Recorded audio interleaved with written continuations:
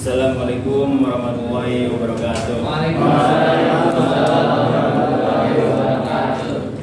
Kami dari kelompok 3 akan menjelaskan mengenai statistika deskriptif, kualitatif dan kuantitatif yang diajukan untuk memenuhi salah satu tugas mata kuliah CE 205 Statistika dan Probabilitas yang diampu oleh Dr. Insinyur Dr. Andus Haji Iskandar Muda Purwamijaya MT dan Dr. Rina Marina Masri MP. Sebelum masuk ke materi, izinkan kami memperkenalkan diri terlebih dahulu.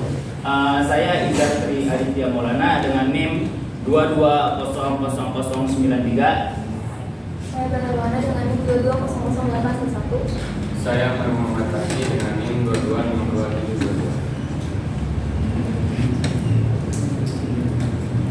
Baik, masuk ke part 1, pendahuluan. Yang pertama ada latar belakang. Statistika deskriptif adalah statistika yang membahas mengenai pengumpulan, pengolahan, penyajian, dan penghitungan nilai-nilai dari suatu data. Statistika ini penting bagi bidang teknik sipil, namun masih kurangnya pemahaman, sikap, dan keterampilan pada mahasiswa teknik sipil. Yang kedua, statistika deskriptif kualitatif adalah metode penyajian data penelitian yang tidak bisa dianalisis dalam bentuk angka. Statistika deskriptif kualitatif ini digunakan dalam bidang teknik sipil, khususnya pada manajemen konstruksi.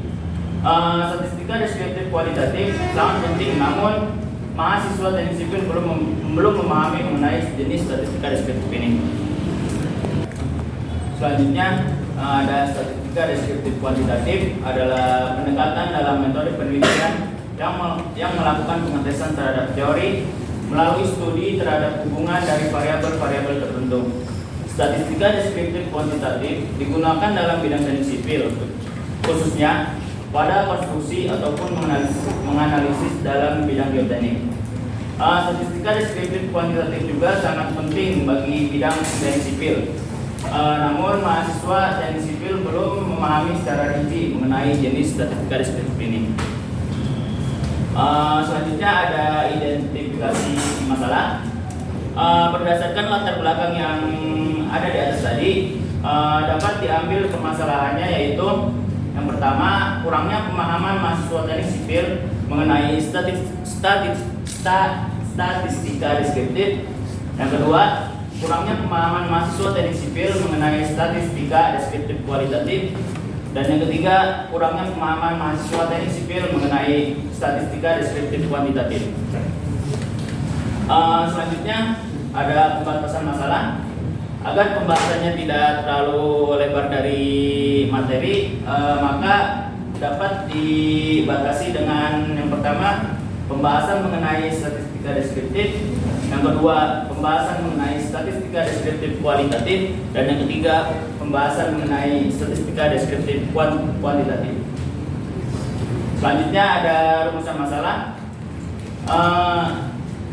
Berdasarkan materi yang akan dijelaskan, maka rumusan masalahnya yaitu yang pertama, apa yang dimaksud dengan statistika deskriptif. Yang kedua, apa yang dimaksud dengan statistika deskriptif kualitatif. Dan yang ketiga, apa yang dimaksud dengan statistika deskriptif kuantitatif. Selanjutnya ada tujuan. Tujuan yang dapat kita ambil yang pertama, untuk mengetahui apa yang dimaksud dengan statistika deskriptif. Yang kedua, untuk mengetahui apa yang dimaksud dengan statistika deskriptif kualitatif. Dan yang ketiga, untuk mengetahui apa yang dimaksud dengan statistika deskriptif kuantitatif. Selanjutnya ada tinjauan pustaka. Statistika deskriptif adalah statistik yang membahas mengenai pengumpulan, pengolahan, penyajian, serta penghitungan nilai-nilai dari suatu data. Selanjutnya ada statistika deskriptif kualitatif, adalah metode yang menyajikan data penelitian yang tidak bisa dianalisis dalam bentuk angka secara teratur, singkat, mudah, serta dapat dimengerti. tetapi masih memberi gambaran yang tepat tentang suatu keadaan. Selanjutnya ada statistika deskriptif kuantitatif, adalah pendekatan dalam metode penelitian yang melakukan pengetesan terhadap teori melalui studi terhadap hubungan dari variabel-variabel tertentu. Selanjutnya adalah metodologi. Fokus pengerjaan dari materi kali ini adalah di Fakultas Pendidikan Teknologi dan Kejuruan Universitas Pendidikan Indonesia di Jalan Dr. Syarifudin nomor 229 Kota Bandung, Jawa Barat. Terus waktu dari pengerjaan materi ini dimulai dari 10 Februari sampai Selasa 14 Februari 2023. Metode penelitian dari materi ini penelitian menggunakan metode deskriptif kualitatif, di mana dalam tulisannya dengan mengumpulkan data pustaka, kemudian dirangkum dan diolah. Populasi yang digunakan adalah media internet.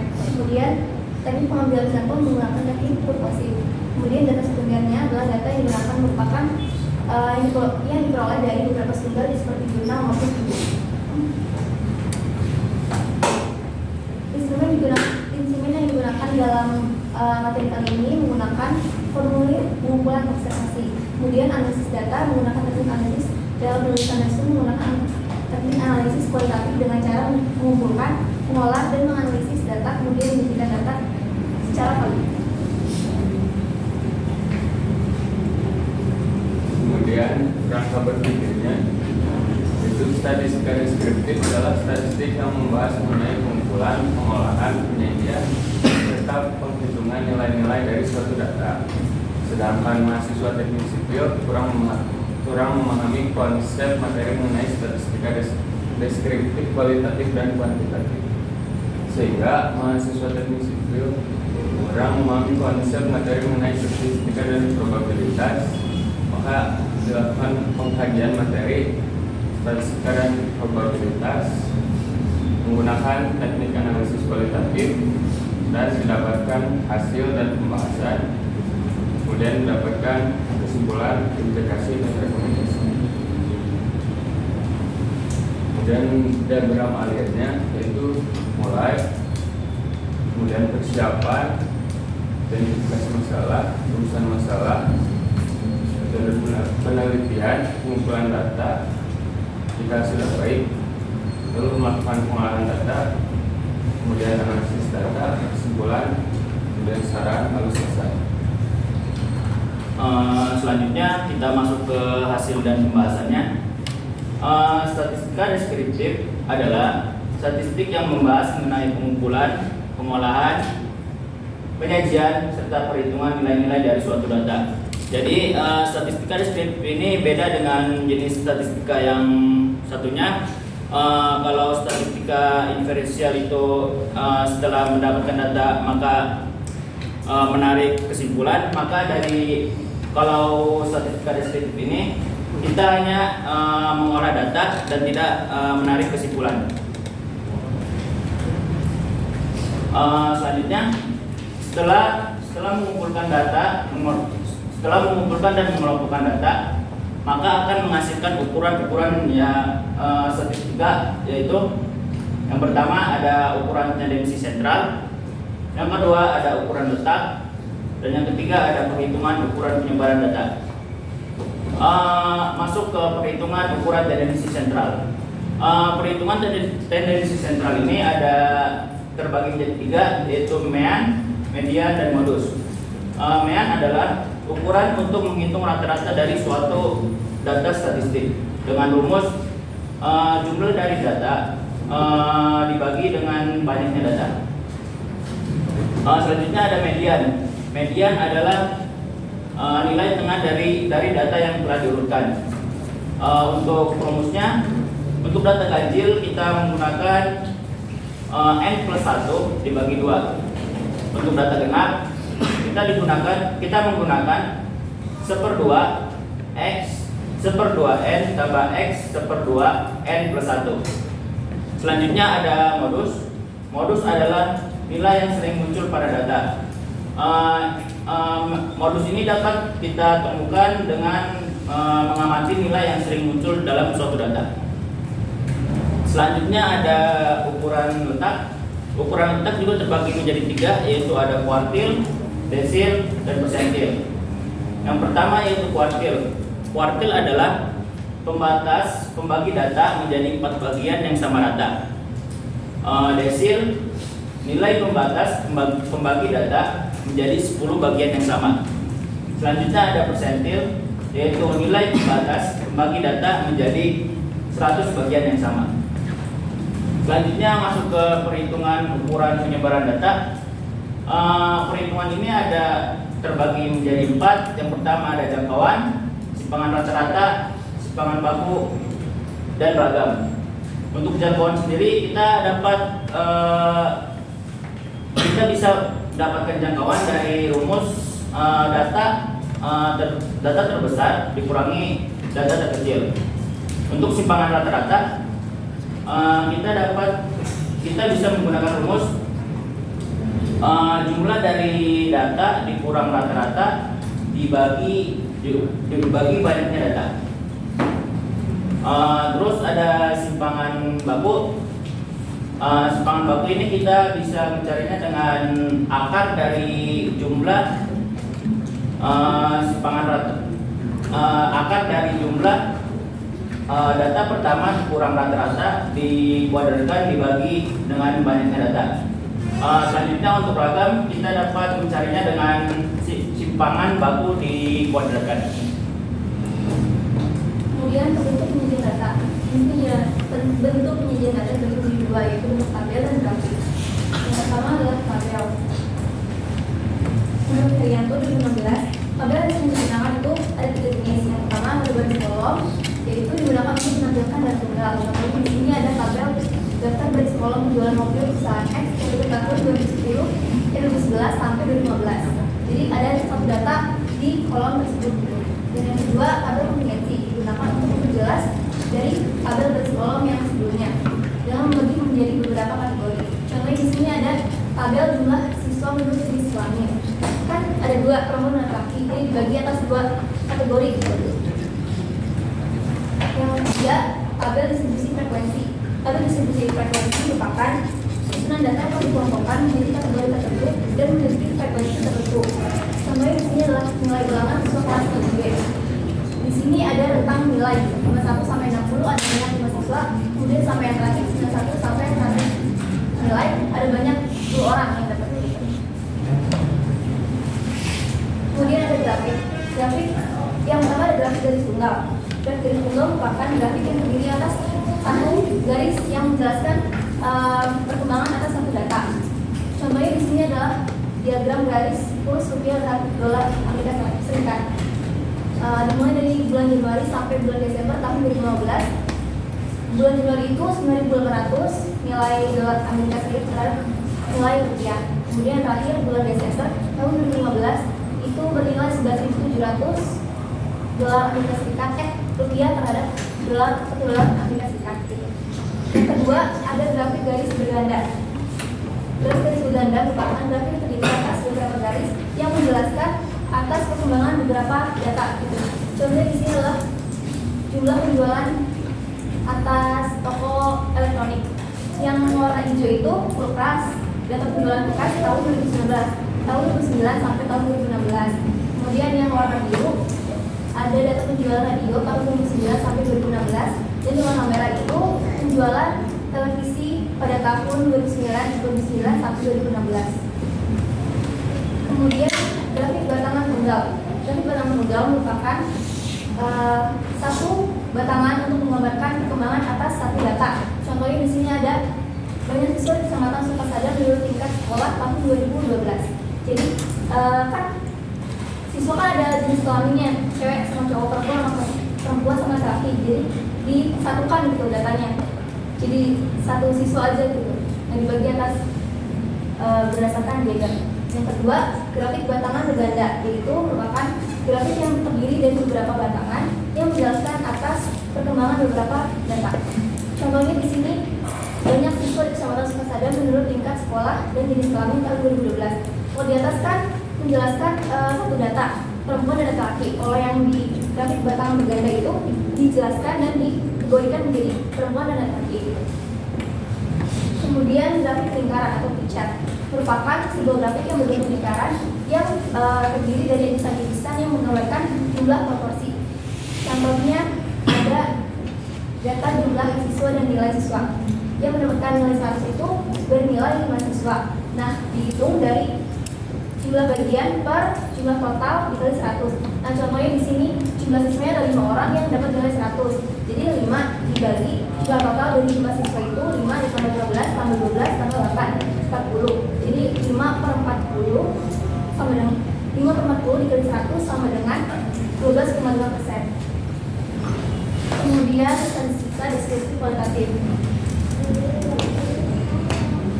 Statistika deskriptif kualitatif merupakan metode mengumpulkan, menyusun, mengolah, serta menyajikan data penelitian yang tidak bisa dianalisis dengan angka secara teratur, singkat, mudah dipahami, serta dapat memberi gambaran yang tepat atas suatu data tersebut. Dikutip dari Solihah 2016. Teknik analisis data dibagi menjadi dua bagian, analisis kualitatif dan analisis kuantitatif. Perbedaannya adalah di jenis datanya.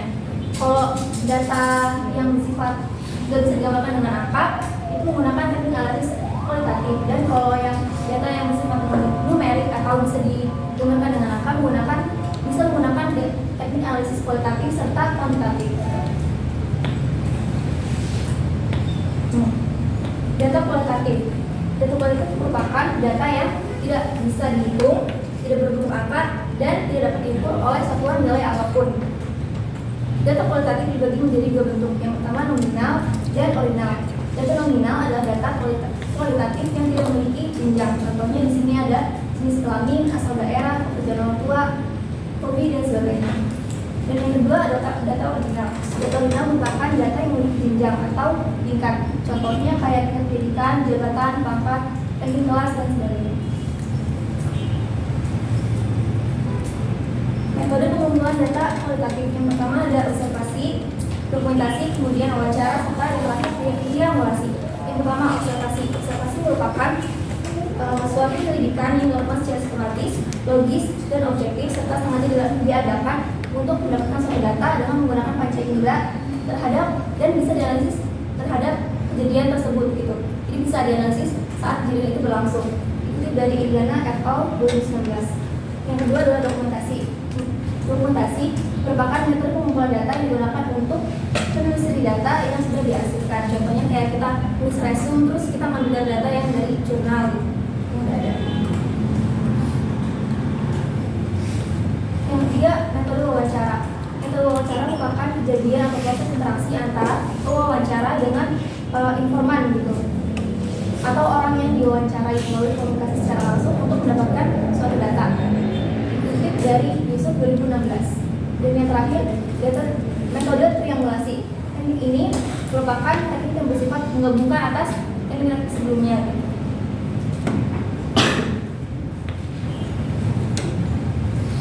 Selanjutnya ada statistika deskriptif kuantitatif. Statistika deskriptif kuantitatif merupakan pendekatan dalam metode penelitian yang melakukan pengetesan terhadap teori melalui studi terhadap hubungan dari variabel tertentu. Metode kuantitatif cenderung mensimplifikasi masalah dengan cara mengubah permasalahan tersebut menjadi angka-angka yang dapat dianalisis menggunakan statistika. Dikutip dari Denisa Apriliawati tahun 2020. Kemudian jenis-jenis data kuantitatif berdasarkan nilainya. Yang pertama itu variabel discrete. Variabel discrete adalah variabel yang berupa data pengkategorian atau membedakan atau mengelompokkan jenis tertentu. Dikutip dari Aris Sudianto tahun 2012. Yang kedua yaitu variabel kontinu. Data kontinu adalah data yang diperoleh dari hasil penghitungan atau pengukuran, sehingga data tidak hanya berupa bilangan bulat, tapi juga bisa dalam bentuk desimal dan dapat dikutip dari Aris Sudianto.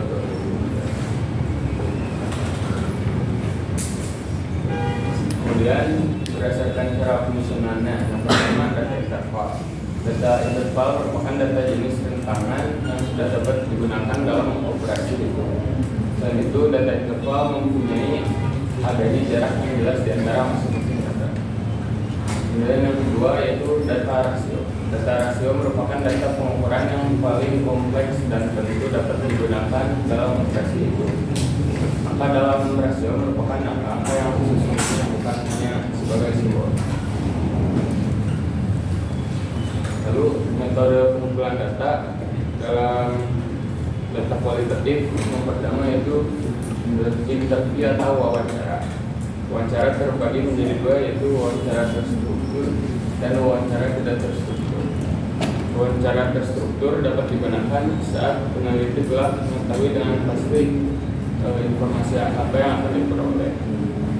Sedangkan wawancara tidak terstruktur bersifat bebas karena hanya menggunakan pedoman berupa garis besar permasalahan yang akan ditanyakan oleh pengumpul data. Selanjutnya ada angket. Angket atau kuesioner merupakan salah satu teknik pengumpulan data dengan menggunakan pertanyaan tertulis dari peneliti yang akan diisi oleh responden. Selanjutnya ada observasi. Yang pertama, observasi berperan serta atau partisipan observation. Itu adalah observasi di mana peneliti ikut serta melakukan kegiatan yang responden lakukan. Jadi observasi partisipan ini bersifat lebih intim. Kemudian observasi non partisipan, dalam observasi ini peneliti tidak ikut melakukan kegiatan yang dilakukan oleh orang yang menjadi sumber penelitian, tapi hanya menjadi pengamat yang independen. Dikutip dari Denisa Apriliawati tahun 2020. Pada materi yang telah saya sampaikan hari ini adalah statistika deskriptif, adalah statistika yang membahas mengenai pengumpulan, pengolahan, penelitian serta penghitungan nilai-nilai dari suatu data.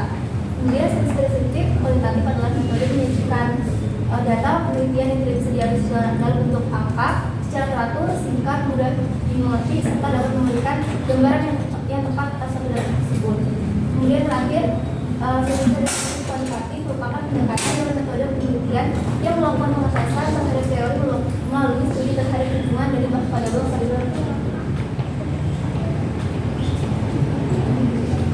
Kemudian implikasinya, yang pertama, hasil dari presentasi ini diharapkan dapat membantu kita untuk bisa memahami mengenai statistika deskriptif sehingga dapat diterapkan dalam kehidupan sehari-hari ke depan. Yang kedua, hasil presentasi ini diharapkan dapat membantu kita untuk dapat memahami mengenai statistika deskriptif kualitatif sehingga pengetahuan dalam metode mengumpulkan, menyusun, mengolah, dan menyajikan data. Yang terakhir, hasil dari presentasi ini diharapkan dapat membantu dalam memahami statistika deskriptif kuantitatif sehingga dapat memahami lebih baik mengenai cara, metode, jenis, dan cara dalam pengumpulan data. Kemudian ada rekomendasi yang pertama, diharapkan bagi mahasiswa agar dapat memperbanyak mempelajari materi mengenai statistika deskriptif agar dapat memahaminya dan berguna untuk kedepannya. Yang kedua, diharapkan bagi mahasiswa untuk mencari dan mempelajari mengenai statistika deskriptif kualitatif agar dapat diterapkan dalam bidang teknik sipil. Yang ketiga, diharapkan bagi mahasiswa agar dapat mempelajari dan memahami statistika deskriptif kuantitatif agar dapat diterapkan dalam bidang teknik sipil. Referensi atau daftar pustakanya yaitu ada Hamid dan Herianto, Kartono dan Suwarno 2016. Statistika pendidikan Universitas Terbuka. Ada Solika 2016, statistika deskriptif dalam penelitian kualitatif komunika. Kemudian ada Yusuf A 2016, metode penelitian kuantitatif, kualitatif dan penelitian gabungan Brenada Media. Terus ada Iriana Rizky Kawasati 2019, teknik pengumpulan data metode kualitatif Sekolah Tinggi Agama Islam Negeri Stain Sorong. Kemudian ada Sugianto 2016 mengenai jenis-jenis data variabel discrete dan variabel continue, ResearchGate August. Kemudian ada Apriliawati 2020 mengenai diary studi sebagai metode pengumpulan data pada riset kuantitatif, sebuah literatur review Journal of Psychological Perspective. Sekian dari presentasi kelompok kami. Segala kekurangannya mohon dimaafkan. Sekian, terima kasih. Wassalamualaikum warahmatullahi wabarakatuh.